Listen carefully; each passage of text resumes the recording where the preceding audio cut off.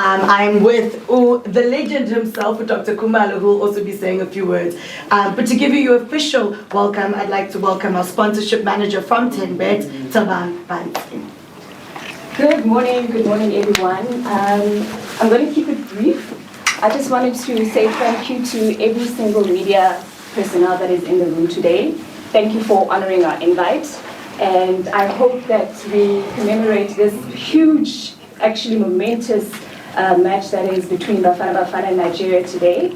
And I think on behalf of us as 10Bet, we want to welcome you to today and to get things kicked off. So yeah, I think it's going to be quite a great match. And I'm looking forward to seeing every single one of you at the match tonight. So let's hope it's a good one. Thank you so much. Thank you, Taban. She pays the bills, we love her. Ladies and gents, what we are going to do is, in just a few moments, I will open up the floor for some questions that you are able to direct to Doc and, of course, our sponsorship manager. But what we want to talk about is 10Bet has actually launched a brand new game, which we're very, very excited about, called Bafana Mega Waves.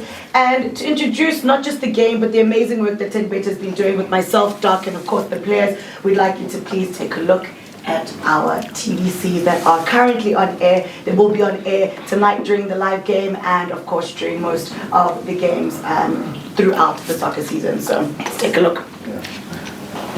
Favorite sport with boosted odds. Is that you? That is the choice. Apparently. Sidelines in your hands every game. An opportunity to share your bets. Playing alongside legends and sharing moments of entertainment. The rush of a last-minute play and hitting it big time. Every celebration starts with a bet. We're made of more. 10Bet for the better. Visit 10bet.co.za.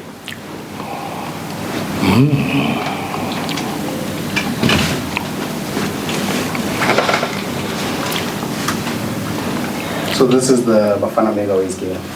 Yeah, it's a brand new game launched and it's exclusive on 10Bet. So if you want to play, make sure you join 10Bet now. Behind every fairy tale legend is a world of And that's me!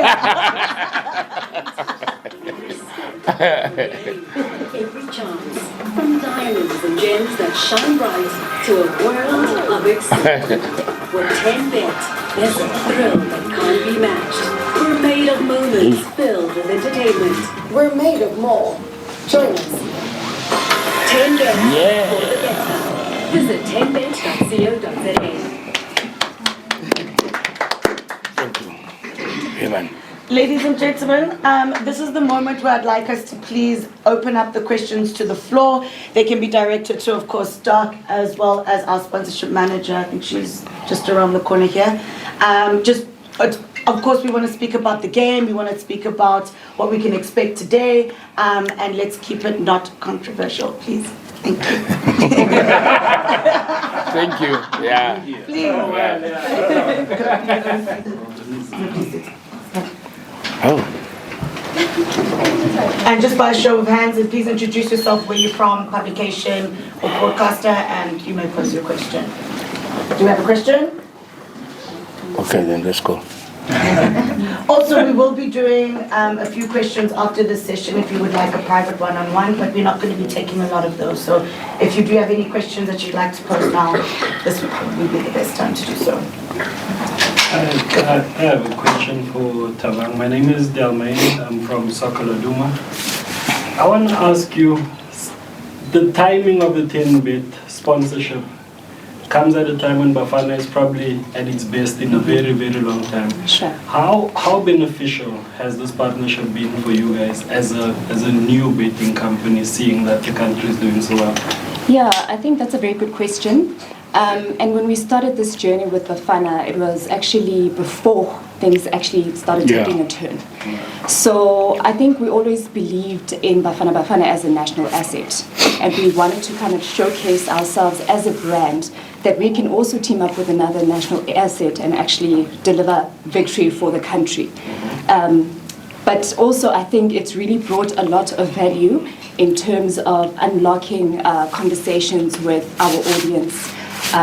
Which is quite important. The South African audience is a very important audience for the 10Bet brand.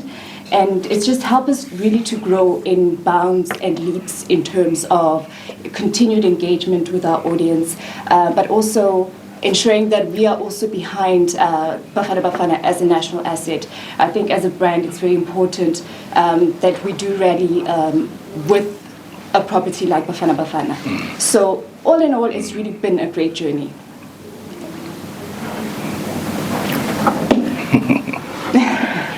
Okay. Just to come in there on a short note. I mean, Doc, you've been with 10Bet. You could have been with any other betting company. But,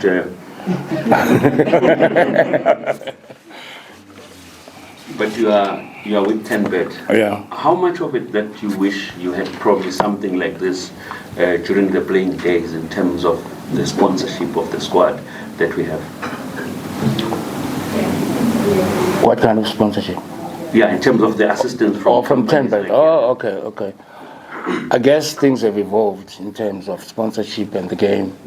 But during our times, whatever sponsorship was available for us, it was good. And I think also it would have probably made things easier because there are countries that we traveled to and we were given a hostile treatment. So instead of us getting a jet to play, we had to use SAA, fly 7 days before the kickoff. And I mean, against Zimbabwe, a game in Zimbabwe, we were there 7 days before the game. And unfortunately, 60% of the boys, we couldn't eat their food. So we had to resort to rolls and tea. So we went to DR Congo, and the kind of hotel that we were staying in, it has those ladies who work at night. And they were calling us, Mandela, come up here. I mean, there are certain things that you guys don't know. What does it take for the national team to play away? And what kind of a pressure we have as South Africans when we play these countries outside South Africa. And this is not a joke, it's a truth. It's a truth. But I'm saying as an individual that actually built a character out of us, because we became stronger, and that's when probably we even managed to win 1996. So how would you prepare a team to play at 3 o'clock when they check the passport, the accreditations at 2 o'clock? They painted the dressing room at 1:45. And they can't check it outside. We have to be inside. But you guys didn't know those things. So 10Bet and everybody makes it easier for Bafana. Today Bafana can get a jet from here and play and out. So that's the beauty about having this kind of sponsors. I think another thing that's important to note is this is probably the most exciting Bafana squad that we've seen in the last couple of years. And I think having a brand like 10Bet to really amplify the squad, where the country had lost a lot of hope, I think is so important. And I think this couldn't be a better time for a sponsorship like this. We're so proud that we could be associated with the squad at the beginning of its playing days. And I think today is hopefully going to be a reflection of what the value of the sponsorship has done for the Bafana Bafana brand, and hopefully take us to victory. Yep. 2002 was a long time. Yeah. Yeah. It was. I was in grade 2 at the time. My daughter's about to go to grade 1. What will it mean to the country if we seal qualification? We know it's so close, it's on the brink. There's 9 points still to play with, but we could do it in style tonight. What would it mean to us as a country, you guys as legends, for Bafana to qualify for FIFA World Cup? Even sounds unreal saying. I know. Remember, when you qualify, it's not about that particular moment. It's a journey. So you are an ambassador of a country. So when we qualify, we're selling South Africa. So it's easy for us to be recognized outside because we participate. Take, for example, Springboks. So everywhere in the world they talk about Springboks. So if we don't participate in this kind of tournament, We don't sell our country, we don't sell our football, we don't pave the way for the youth. So in that way, I think it's good for us to qualify, for us to play in the World Cup, for us to sell the country. Yes. Hi, Dr. Khumalo. It is the times. On the back of what you've said, what's your prediction tonight? I don't usually give predictions, but Velile can attest to this because at SABC I get it right always. Place your plates now. Based on what I saw against Rwanda and what I saw against Dikwena, I'll go to Bafana. Okay, but Doctor's boys are huge. They are. I respect Nigeria. The game has evolved. I recall the time we went to Nigeria for the first time in 1984 and we lost 4-0. I was with Bernard Massini's cruise in the lift, and the great Steve Ketchy walked in, and he looked at Bernard and he's like, "Are you a ball boy?" And we all turned and we were like, "What the hell?" And like it was huge. So what's new? So Clive used to say, whenever we play against this kind of teams, an elephant cannot turn. So just reading between the lines what he was trying to tell us. So if he says the elephant cannot turn, and what I saw against Dikwena, I think Hugo Bruce has selected a formidable side in terms of the tactical approach for the two games. And I'm looking at the likes of Apollos, I'm looking at the likes of Nkota, I'm looking at the likes of Sipavile, Foster. If he says the elephants cannot turn, will they be able to deal with the speed factor that the players will have and the DNA of South African football? Remember, Nigeria, they play European African football, so we play South African football, and these boys, they've matured. They're not actually playing the way used to, but now it's more economical in terms of, you could see the tactical approach. Against Dikwena, there are 4 occasions I counted. It took them 7 seconds to be in the final thirds of Dikwena. That on its own, it was Arsene Wenger that introduced that tactical approach. And if our boys can do the same against Nigeria, the speed factor, I think Nigeria will have a problem. But again, having said that, we don't have to shy away that they have the best team. So I'm not sure whether the other player that is injured will be playing today. You know who I'm talking about. And look, so they have a strong squad in terms of personnel on paper. But the boys, they've showed character when they played against them in Ivory Coast and again in Nigeria. So it's not about you play for Chelsea or whatever. We'll bring a player that's playing for Skokuni. We'll bring a player that plays for Pirates. We'll bring a player that plays for Sundowns. And they will challenge you. So that tells you that clearly South African football has taken a curve. And we need to acknowledge and promote it and give the boys the support they deserve. Because before, we used to shake when we see Stephen Cage and we were like, Jesus Christ, this man is playing for Manchester, he's playing for that. But today it's no longer like that. If they were to beat Rwanda 1-0 with Ndwari that haven't played for an entire season, clearly, if you and it is proper for you guys, to sometimes get those D lessons they suffer, because it will help you to understand what sometimes you're talking about. Because some of you guys, you offer them too much. You're not straight to the point. So having said that, I think it's going to be an exciting game. With Bafana probably enjoying home advantage with the support that we'll get, and obviously with Minnie here. You know, but on a serious note, guys, thank you very much, you know, for the support that you've shown, and you guys have been doing very well. And it is proper for you guys to have a relation with these boys, because our secret before with Clive Parker, our interviews were not like this. It was during breakfast. Every player that wants us to talk to a journalist, you'll have a breakfast one-on-one with a journalist. Because you guys, you are the third, if not the fourth coach within the national team. Because you can give the information that you get from the side, bring it this side. This is what they're doing to us, but you guys don't know. So it is important to have that friendship or understanding with the players, the national team.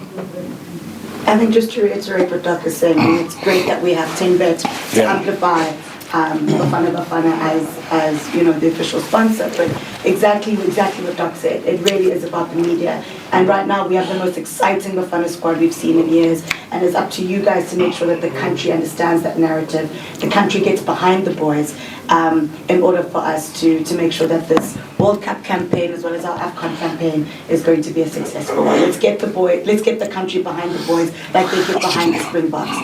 They have been winning, they have been doing their part, and now it's up to us to make sure that we amplify the game, we amplify the players, we amplify the stars that we've got, because they really, really are. And the secret is in the source. We need to play our football, we need to play our South African football. It's what gave Brazil their added advantage. They played their samba football and they didn't conform to that European style of football. And if we are able to hone our skill and adapt it into today's modern play, we really do have the secrets to making a very successful campaign. Any more questions? Yes, good. Good morning. My name is Nsaso Baiwana and I write for The Guardian. I watched you play. I was old enough to watch you play in 96 when you won. And followed the progression of South African football from your time to now. It's taken a Belgian coach to come and do some work on Bafana Bafana. But Hugo Broos is not exactly a young chap. He's going to leave sooner or later. Exactly. What is the future of South African football when he goes? What a question. It's a good one, but directed to the wrong person. I would like to believe that SAFA, they have reservation for that kind of a situation. And we don't have our former player just sitting there to be an assistant. So I would like to believe that SAFA probably is the right association to answer. But I know. You know South African football. I know, yes. I don't want to go to politics because we actually have a monster that we need to deal with tonight. And I don't want us to go there with negative thoughts and everything, so we need to be positive. That can be reserved for another day. So as a legend, I would like to believe that SAFA will take care of that.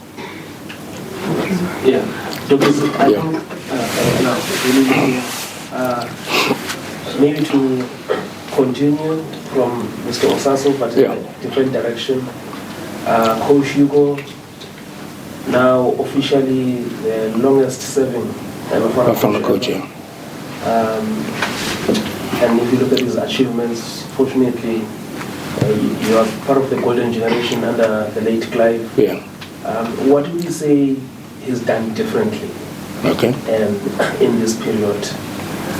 Even in terms of our tactical variations, as you are saying, we still have the flair. But tactically, these boys, they can just turn on the game. Sasu is shivering in next to me. No. So what has he done in this period? I think he didn't do anything different. He just when he came, he was not too sure yet about our DNA. But I think he got it right And he continued where Clive left off, because Clive had a core of players that we will find on the team, like 80% to 90%, and it's exactly what he was doing. So he kept the core of the players, and probably 1 or 2 he will introduce, because some of the changes, the footballing problem, like your injuries, red cards, suspensions, maybe out of form from club level. So you remember Clive once struck me because he thought I was fat. So it was a footballing problem, but he kept the core. So Hugo, he kept the core of the players, and that's the reason why his philosophy is easy to be adapted by the boys and to implement it. So that's exactly what he did. So he understands the kind of a player that he really wants for that particular game. So if you look at the preliminary list that he had, and I looked at it and I was like, wow, it looks like we're rebuilding again. But now when Tito got injured and he called Mbule, and I was like, wow, thumbs up. Because looking at Mbule Pirates, guys, it's not easy to just come from a lower team to a bigger team and you adjust.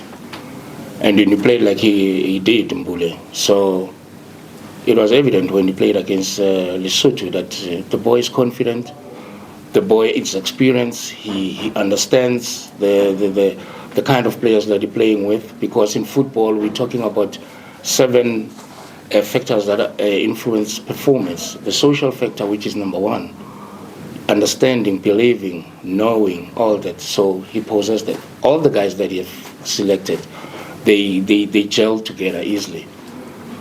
Because remember, there are those that can perform domestically, but internationally they can't, and we've seen that before. Sure. Yes. Cindy from Forbes. Doctor, you were probably obviously a part of the golden generation, and we saw South African football take a bit of a turn in the early 2000s. Yes. What do you think from this group? We're gaining momentum. What do you think it would take for our World Cup campaigns and even AFCON campaigns to be successful so we can sustain the talent that we have? Hallelujah. I think we don't have to go back and do the same mistake we've done, because we've destroyed what we built from 92 to 96. And hence that's the reason why we haven't won any accolade now. So with these boys having regained the form and they are like moving like a speed train, we need to have a plan. We need to keep the momentum, because that's the reason why we have companies like TenBet that are involved with the South African Football Association. So we need to embrace and protect the current crop, but we don't just dismantle them the way we did what we did into the 96 team. The unfortunate part is just that actually the way it is, without any fear. But there are people that I strongly believe were very jealous of Clive Barker's improvements within the national team, and they destroyed the nation. And I can mention names, but maybe after 2027. So, because I know that 96, how then do you say these are Africa champions? 2 years down the drain, 80% of them, they're not part of the national team, but going to France, a foreign coach is taking 70% of those players. Which association can do that? How then do you have an AFCON coach? 30 days later, we're going to France. It's a different squad that's going to France. Clearly something was wrong, not right. So now I think we're okay. SAFA, they've learned their lesson.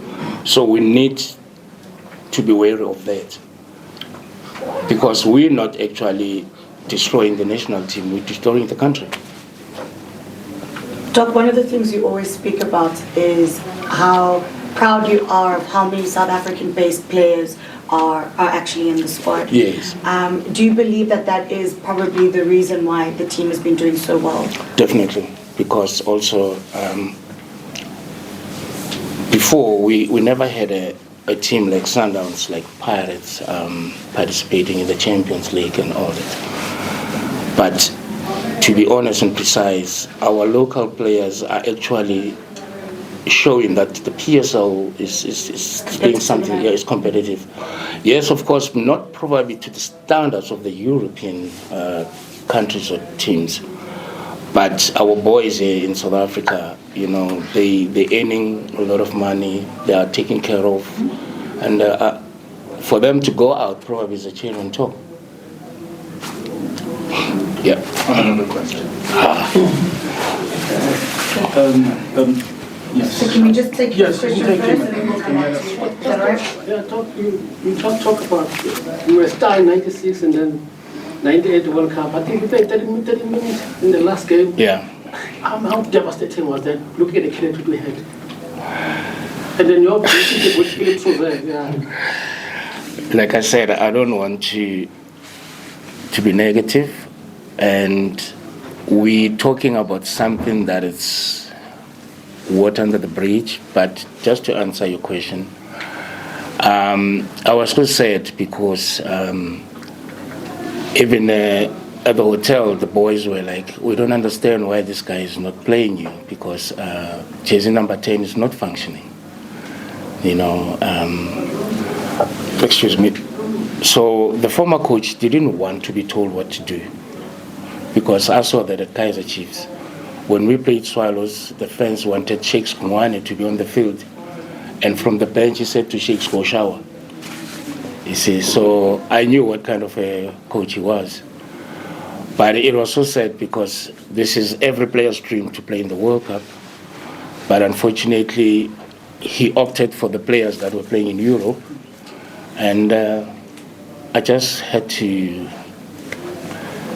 accept whatever that transpired. But other than that, I would have loved to play against France and to see if I was going to match Zidane or Desai. Sure. Okay, thank you. Doctor, you just mentioned, you were talking about Clive Barker just a few moments ago. Obviously, he is one of the iconic figures of South African cricket. Yeah. What he did with you in 1996. Do you feel that he has been honored properly for the work he has done? Do you feel that there is still something to do to recognize what he did when he was in charge of the national team? What are your feelings about this? Without any doubt, we failed him. He's the first coach to bring the star in the national team. But nothing happened to him. Till today, if I were to ask if they know whether the wife is still alive or whatever, nobody knows. But we do, because we cared, because he took care of us. But that man sacrificed everything. The kind of work that he did with us was unbelievable, because he didn't just build a national team, he built a family. And Clive, his team talk, it was not more than 10 minutes, because he knew the only thing that he would tell us is that we're playing Zimbabwe. The only difference between us and them is the national anthem. And other than that, go enjoy yourself. And there was a game we were preparing at Rand Stadium just for us to, I think we were going to play Madagascar in Madagascar. And it was a crucial game for us to qualify for 1996 AFCON.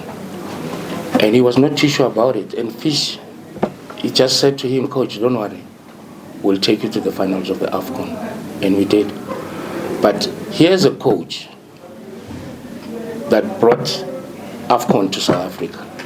Here's a coach that kept South Africa #1 in Africa for quite some time. And nothing happened to him. Not even probably a statue or any acknowledgement for that matter. But that is a topic for another day. And I appreciate what you have just asked me, because that's very personal. You know, I was very close to that man. So I think we failed him.